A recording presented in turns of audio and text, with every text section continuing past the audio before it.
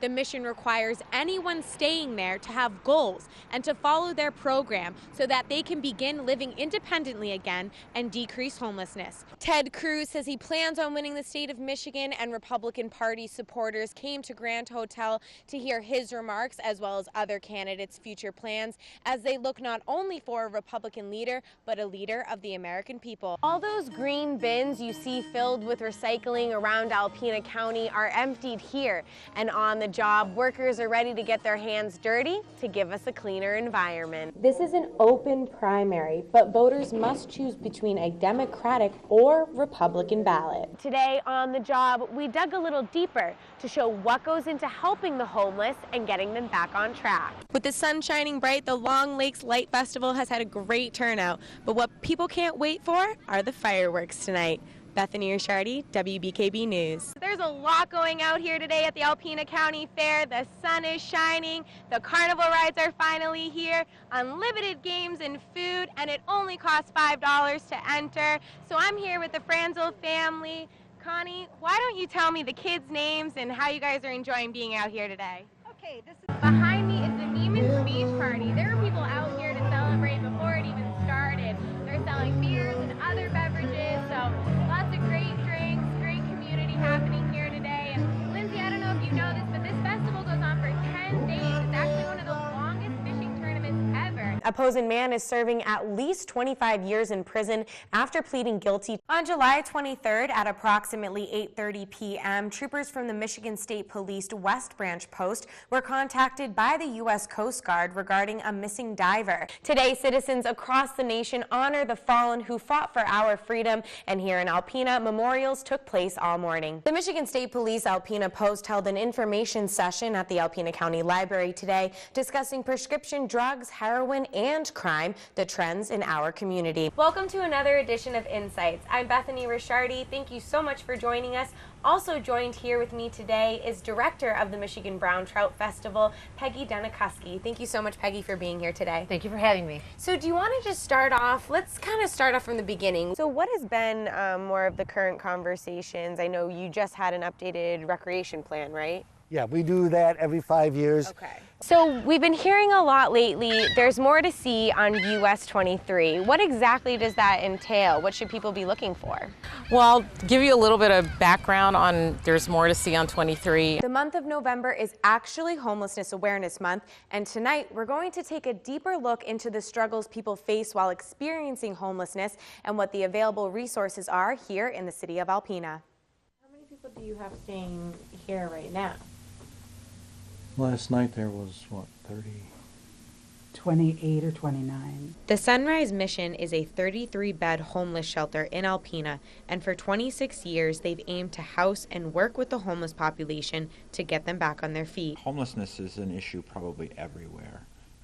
The difference between Alpena and maybe a larger metro system is that we don't see it. But just because we don't see the stigma homelessness comes with on the streets does not mean it doesn't exist here. You would not know walking down the street who a homeless person was. And so I think having the shelter here then shows where homeless population is. About 70% of guests who stay at the mission are from the 4 counties they serve: Alpena, Alcona, Presque Isle, and Montmorency. The other majority comes from different parts of Michigan and sometimes out of state.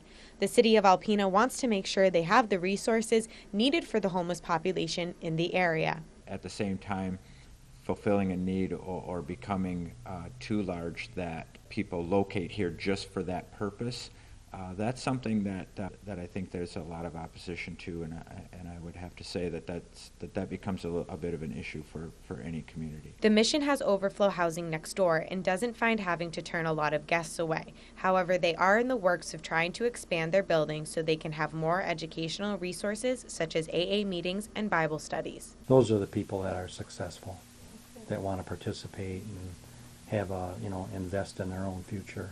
41% of people who come to the Sunrise Mission have a $0 income, which is hard to overcome. The mission requires anyone staying there to have goals and to follow their program so that they can begin living independently again and decrease homelessness. In Alpena, Bethany Ricciardi, WBKB News. Investigators and a restoration company were on the scene at the burned Oscoda County Courthouse building today, rummaging through debris to see what documents and files can be saved after this devastating fire. We joined them on the scene and got you the latest. Here's the scoop. Displaced employees watch as the Oscoda County Sheriff's Office and a restoration crew search through what's left of what was once their place of work. County Treasurer William Kendall spent 23 years working in this building, and on May 5th, he woke up with no place to do his job. This is very sad. This building's been a staple of the community for almost 130 years. A lot of the residents in the area will tell you it's almost like losing a good friend. Fire investigators are classifying the cause of the incident as undetermined with no evidence of criminal activity. Their indication is that obviously it's an old building, 128 years old, with old wiring, etc., with upgrades, etc. But for the most part, there is nothing suspicious, but they haven't classified it as undetermined. A decent amount of documents and files have been obtained, many just suffering from water damage. County officials are currently operating out of the county annex building, and there's no telling how long they'll be relocated. I believe that it'll take a little while. It'll be up to the county officials to find out exactly what they're going to do, if they'll rebuild right on site, do something a little different, but that'll be up to a later date. The courthouse caught fire May 4th at approximately 7:45 p.m. and first responders arrived on the scene after a nearby resident alerted them that there was smoke coming from the attic area. With help from many surrounding fire departments within the county, Sheriff Gray says their quick response and good work saved them from potentially dealing with a lot more damage than they already are. We're all kind of like in mourning. And over time, I think we'll get through this.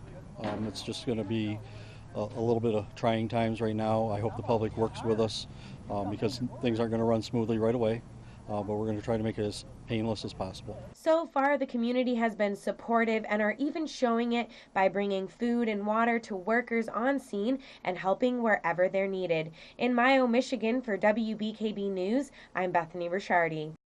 Go Republicans. For some Republican activists, the Mackinac Republican Leadership Conference is a 2-year tradition, and this year Governor Jeb Bush, Carly Fiorina, Senator Ted Cruz, Governor John Kasich, and Senator Rand Paul are the names of the GOP presidential candidates on the island spreading the Republican message. Good selection of speakers. Jeb Bush apparently met the Energizer Bunny the other night because he was very active and energized during his dinner keynote last night.